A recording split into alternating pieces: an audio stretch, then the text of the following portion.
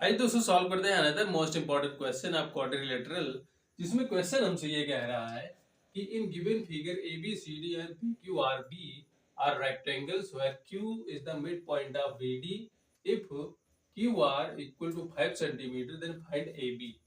तो ये क्या हमें गिवन है, दो जिसमें दो रेक्टेंगल है, एक तो ये बड़ा वाला है, एक ये छोटा वाला है, और यहाँ पे जो क्यू है ये इस डायगोनल यानी बी डी का क्या है, मिड पॉइंट है। और हमें क्या कर इसमें गिवन है कि जो क्यू आर है, यहाँ पर ये जो क्यू आर है ये कितना है, 5 सेंटीमीटर हमें गिवन है। और हमें इसमें फाइंड करना है कि ए बी की लंबाई क्या होगी, यानी ये से लेकर बी तक इसमें लंबाई क्या होगी। तो इसको, इस क्वेश्चन को सॉल्व करने का जो कॉन्सेप्ट है, सबसे पहले मैं आपको वो कॉन्सेप्ट बता देता हूँ ताकि ये क्वेश्चन आपको एकदम आसानी से समझ में आ जाए। तो यहाँ पे कॉन्सेप्ट लगने वाला है मिड पॉइंट थ्योरम का। वो मिड पॉइंट थ्योरम ये कहता है कि अगर कोई ट्राइंगल है, तो मान लेते हैं कोई ट्राइंगल यहाँ पे ए बी सी डी कोई ट्राइंगल है, तो यहाँ पे अगर हम किसी भी दो भुजा के मिड पॉइंट को क्या कर दें, अगर मिला दें, तो हम मान लेते हैं यहाँ पे जो ए बी है इसका मिड पॉइंट है डी, और यहाँ पे जो ए सी है इसका मिड पॉइंट है ई, और इसे हम क्या करते हैं, अगर मिला दें, तो ये जो डी ई होता है, D E parallel to B C, जो डी ई होगा वो बी सी के क्या हो जाएगा, पैरेलल हो जाएगा, और D E is equal to 1/2 B C हो जाता है। यानी कि ये वाली जो लाइन बनेगी डी ई, अगर हम दो भुजाओं की मध्य बिंदु को क्या करते मिला दे, तो जो मिलाने वाली रेखा होगी वो तीसरी भुजा की क्या होगी, समांतर होगी, और तीसरी भुजा की क्या होगी, आधे के बराबर होगी। इसे ही हम कहते हैं मिड पॉइंट थ्योरम। इसमें से दो क्राइटेरिया कोई भी पूरा होना चाहिए, तो तीसरा काम खुद ब खुद हो जाता है। यदि ये वाली लाइन और ये वाली लाइन क्या हो, पैरेलल हो, और यहाँ पे मिड पॉइंट, यहाँ पे मिड पॉइंट डी हो, तब भी वैसे पैरेलल अगर खींचे तो इस वाली लाइन को क्या करेगा, ये हाफ में डिवाइड कर देगा, यानी मिड पॉइंट पे ही वो जाके उसे क्या करेगा, कट करेगा। तो यही वाला क्वेश्चन, यही वाला नियम हमें क्या करना है, इस क्वेश्चन में लगाना है। तो आइए इसे सॉल्व करते हैं यहाँ पे। तो यहाँ पे हमें गिवन है कि ये जो क्यू है वो बी डी का क्या है, मिड पॉइंट है यहाँ से, और इसकी जो लंबाई है वो क्या है, क्यू आर की 5 सेंटीमीटर है।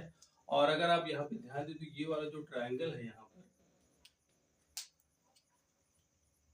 ये वाला जो ट्राइंगल है यहाँ पे, ये ट्राइंगल इस तरह से, ये वाला ट्राइंगल हम लेते हैं।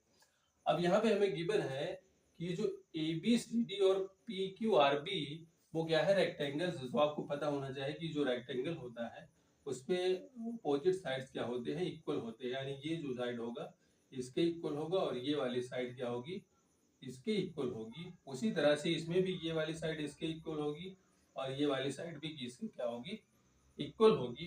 तो इसके बाद में हम यहाँ पे ट्राइंगल ले लेते हैं, ट्राइंगल बी डी सी। यहाँ पे हम ट्राइंगल लेंगे बी डी सी। तो इसके बाद में यहाँ पे जो की है ये है क्यू, वो बी डी की मिड पॉइंट है। तो यहाँ पे हम बता सकते हैं कि Q is the mid point of B D. तो क्यू हो गया इसका मिड पॉइंट हो गया। अब इसके बाद में आपको पता होना चाहिए कि जो रेक्टेंगल होता है, जहां पे उसकी दो भुजाएं, विपरीत भुजाएं आपस में क्या करती है, विपरीत नहीं, एडजेसेंट भुजाएं आपस में क्या करती है, मिलती है, वहां पे जो रेक्टेंगल होता है उसका प्रत्येक कोण 90 डिग्री होता है। यानी कि ये जो भुजाएं जहाँ पे मिलती है वो 90 होता है, और यहाँ पे भी 90 होगा, यहाँ पे भी 90 होगा, और यहाँ पे भी 90 होगा। और ये बड़ा वाला भी क्या है, रेक्टेंगल है, तो यहाँ पे भी 90 बनेगा, यहाँ पे भी 90 बनेगा। तो इस पूरे से हमें पूरा काम नहीं है, सिर्फ इन दोनों से काम है। तो मैं आपको बता दूं कि यदि किसी रेखा पर दो लाइनें आपस में क्या हो, परपेंडिकुलर हो, दो लाइनें आपस में क्या हो, परपेंडिकुलर हो, तो ये वाली लाइन होगी और ये वाली लाइन दोनों आपस में क्या हो जाती है, पैरेलल हो जाती है, यानी समांतर हो जाती है। तो यहाँ पे हम बता सकते हैं कि Q R perpendicular B C, जो क्यू आर है वो परपेंडिकुलर है बीसी पर, और जो डीसी है, DC perpendicular to BC.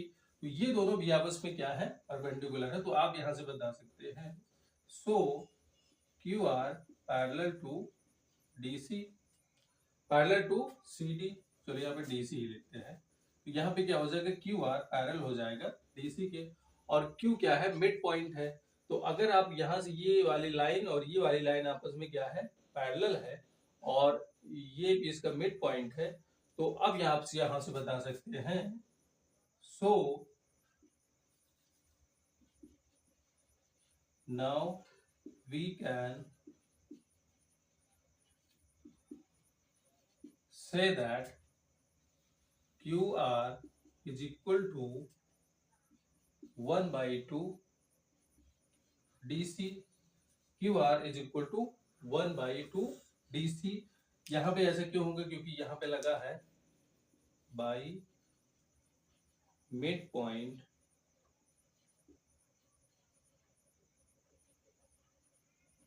Theorem. अब इसके बाद मैं यहाँ पे बता दूं कि जो QR है, यहाँ पे हमें गिवन है, यहाँ पे QR is equal to 1 by 2। अब मैं आपको बता दूं कि जो DC है वो AB के क्या है, इक्वल है। तो आप यहाँ क्या कर सकते हैं, DC के जगह पे सब्स्टिट्यूट कर सकते हैं AB से, यानी यहाँ पे आप क्या रख देंगे, AB। और आपको पता है कि जो QR की लंबाई है वो क्या है, 5 सेंटीमीटर। तो यहाँ पे आप रखिए कि 5 centimetre is equal to 1 by 2 AB, और ये 2 जो होगा इससे मल्टीप्लाई होगा, यानी आप यहाँ पे कह सकते हैं कि AB is equal to 10 centimetre, यानी कि जो AB की लंबाई है वो क्या है, 10 सेंटीमीटर है। इस तरह से AB की लंबाई हमने क्या की है, फाइंड की है। तो आई होप दोस्तों ये क्वेश्चन और ये पूरा का पूरा कॉन्सेप्ट आपके समझ में आया होगा, और ऐसे ही प्रश्न के लिए हमारे पेज को फॉलो करना मत भूलिएगा। Thank you.